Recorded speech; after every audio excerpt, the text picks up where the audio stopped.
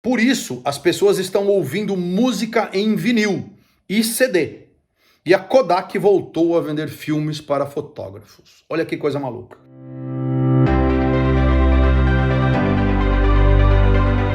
Olá pessoal, aqui é Sidney Fabiani do canal de tecnologia da Gemelo e esse é mais um vídeo que eu estou fazendo sobre as tendências e perspectivas da SXSW 2022. Eu queria nesse vídeo falar sobre Hot Bhargava. Hot Bhargava é um especialista em inovação e marketing, tá? Ele coleciona ideias super inovadoras que agrupadas formam um conjunto de tendências capaz de reduzir o ruído do excesso de informações, que é, eu acho que o maior complicador. Imagina, eu estava falando da Amy Webb no outro vídeo e ela falou sobre um relatório de inovação futurista com 650 páginas. Como é que você... Quer dizer, isso uma das 4.000 palestras que falou na SXSW. Ele consegue resumir esses sinais que nos cercam. Por isso as sessões dele são muito concorridas e nesse ano não foi diferente. Ele falou durante 50 minutos sobre o que eu chamo de tendências não óbvias, tá? E ele passou por 10 dessas tendências não óbvias, muitas associadas a casos reais de mercado. Então deixa eu falar um pouquinho sobre isso. Bom, primeiro, o que ele chama de Amplified Identity, tá? Ou individualismo amplificado. Ele diz que nós teremos múltiplas personalidades associadas às plataformas de interação. Quem viu o vídeo anterior vê que tanto o professor de marketing da New York University, o Galloway, como a Amy Webb, eles falam coisas similares. Por quê? Nesse início do metaverso, a gente vai ter vários metaversos, né? Ou várias plataformas de interação, como o Reut fala, né? Então, nessas plataformas, as pessoas vão ter diferentes personalidades, cada uma delas com um objetivo diferente, tá? Segunda tendência que ele fala é a que ele chama de ungendering, tá? O que é isso? Prima do genderless e do agênero, e a gente está vivendo essa história de pessoas que não querem ter gênero. A ideia aqui é remover o preconceito de gênero, uma vez que a ampliação do debate sobre diversidade muda a maneira como vemos as pessoas. Quem acompanhou há poucos anos atrás a criação dos múltiplos gêneros dentro do Facebook, chegamos a ter 54, se não me falha a memória, diferentes gêneros. Algumas pessoas, quando eu dizia isso, falavam, peraí, como é que a gente pode ter 54 gêneros diferentes? Alguns desses gêneros, na verdade, são agêneros. Homem, nascido como homem, na verdade, que está virando mulher, mas ainda não virou. Tá? Ou homem que virou mulher, mas esta mulher, ela é lésbica. Então, você começa a criar subcategorias. E uma dessas categorias que estava lá no Facebook, né, é a categoria do sem gênero definido. Depois teve a série Billions protagonizou aí uma divulgação bastante ampla de uma atriz americana que é declaradamente non-zero-one, gênero não 1 ou 0, ou seja, ela não é nem 1 nem 0. Tá? Então, voltando aqui, a ideia aqui é remover esse preconceito de gênero, uma vez que a ampliação do debate sobre diversidade muda a maneira como vemos as pessoas. Se você não vê nem como homem, nem como mulher esse personagem ou essa personalidade, como é que você vai poder ter preconceito de gênero, né? Já estamos vendo roupas sem gênero, corredores de brinquedos infantis sem gênero e etc. Cada vez mais, licenças e passaportes estão permitindo um X no campo de identificação de gênero. O agênero talvez seja a melhor palavra, tá? Ou genderless, é essa maneira que o Reut propaga como uma das 10 tendências não óbvias para 2022.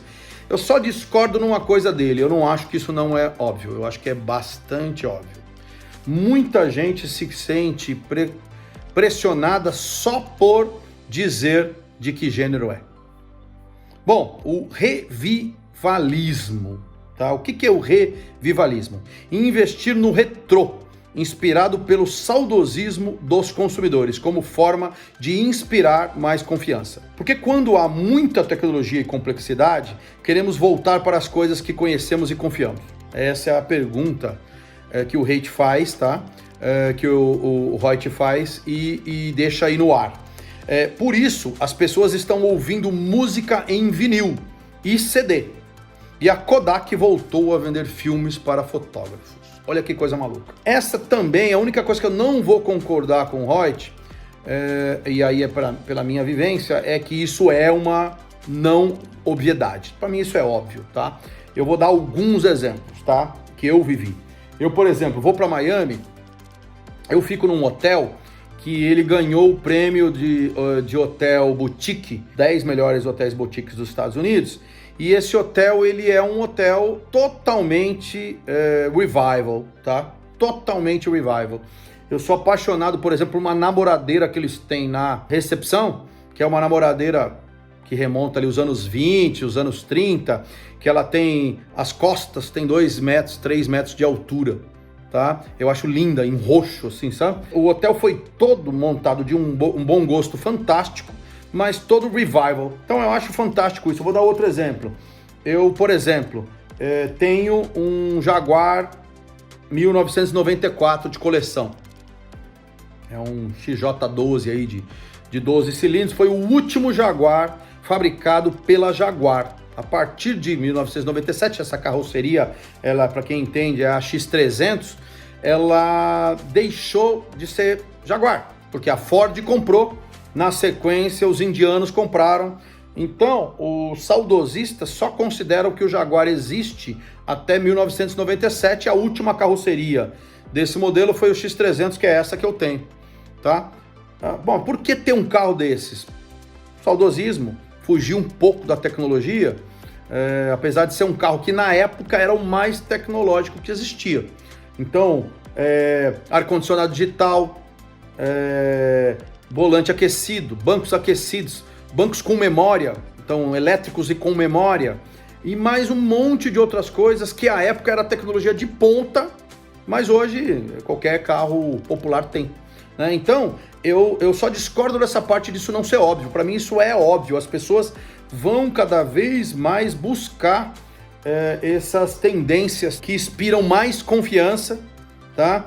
E nos afastam um pouco da complexidade. Algumas NFTs vieram assim. Lembra quando se pagou aí, alguns meses atrás, pela NFT do Pac-Man? Eu, por exemplo, no som da minha casa, e eu gosto bastante de som, eu tenho um equipamento de um receiver de última geração, mas na entrada desse receiver, que é da Denon, né, quem gosta de som conhece, na entrada desse receiver eu tenho um pré-amplificador valvulado. Aliás, eu tenho 2. Eu tenho 2 pré-amplis valvulados, cada um entra numa entrada separada para eu poder escolher. Um deles eu troquei as válvulas por válvulas eslovenas e outro eu troquei as válvulas por válvulas russas. Peraí, válvulas? Válvulas. Para quem conhece, o que você consegue quando você passa o som digital de um MP3, qualquer som digital, a onda dele ela é uma onda mais aquadradada. Quando você joga isso numa válvula, depois que ela esquentou, você arredonda esse som. Então você pega aí os puristas, você quando ouve o som que está saindo lá, as pessoas vão achar que é de um CD, dependendo da válvula até de um vinil, e nunca de um MP3. Então isso é muito interessante. Saudosismo? Eu não acho, eu acho perfeccionismo nesse caso. O próximo ponto é o que ele chama de purposeful profit, ou traduzindo ao pé da letra, lucro intencional. Marcas e empresas devem pensar seriamente em como se posicionar para mostrar seus valores. Isso eu acho fantástico, porque uma das coisas que mais me incomoda nessa onda que a gente está vivendo de metaverso e coisas assim, é como materializar lucro de algumas ações que eu tenho visto, ok? Eu, como não vou, me perdoem os que mergulham no metaverso, eu nunca vou comprar um tênis da Nike no metaverso. Não vai acontecer. Eu não vou pagar $90 no tênis no All Converse lá no metaverso para colocar no meu personagem. Não vai acontecer comigo. Respeito quem faz, quer dizer, respeito mais ou menos quem faz, entendo talvez, mas não farei, tá? Então, para mim, algumas dessas atividades me deixam perplexo e me faz questionar como é que a gente vai ter lucro intencional, que é o termo que o Reut usa. Para mim é fácil pagar quanto for. Se alguém falasse que eu gastaria $1.000 para ter uma licença do Ela, do Her, para poder conversar de verdade com uma inteligência artificial que pudesse executar as minhas ordens, eu pagaria tranquilamente. Então, cada um com a sua loucura de metaverso, ok? O próximo ponto é o que ele chama de instant knowledge, tá? Que é o conhecimento adquirido de forma rápida e acessível, em qualquer lugar, a qualquer hora, como nos vídeos de bricolagem do YouTube, sites de receitas e assim por diante. Eu vou mais longe. Meu sonho é poder colocar o pendrive aqui e aprender a pilotar um helicóptero como no Matrix. Isso para mim é instant knowledge. Eu hoje vejo vídeos para tudo que eu vou fazer. Coisas bastante complexas, tá? Eu tô falando, por exemplo, o vídeo que me permitiu plugar um plug aí de Bluetooth para o meu celular no motor do meu iate e ter uma série de informações que só o pessoal da Volvo tem. Então, como eu gosto de contestar o que eu escuto, os mecânicos da Volvo estão ferrados comigo. Por quê? Eu consigo agora, ainda não do jeito que eu quero, tá? Porque a Volvo ainda é protecionista.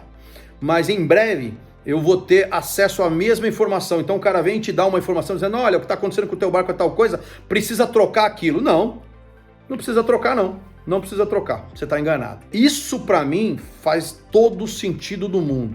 Então quando a gente puder, hoje o instant knowledge está mais ao vídeo de aprendizado, ok? Mas eu queria mais do que isso, tá? Eu queria o que eu já consigo fazer, por exemplo, com os meus exames. Eu pego os meus exames e eu vou uma vez ao ano para o meu médico, que é um cara fantástico do HCor, Dr. Carlos Daniel Magnoni. Por que eu gosto muito dele? Porque ele permite que você discuta com ele. Só médicos muito bons permitem que isso aconteça. Então imagina, eu recebo o meu exame do Fleury, abro todos eles. Esse negócio de não abrir exame é coisa para os fracos. Eu abro todos os meus exames e depois de 8 anos assistindo House por 3 vezes seguidas, reassistindo e reprisando, eu consigo pegar os meus exames, ir para a internet e falar com propriedade com o meu médico e interagir com ele.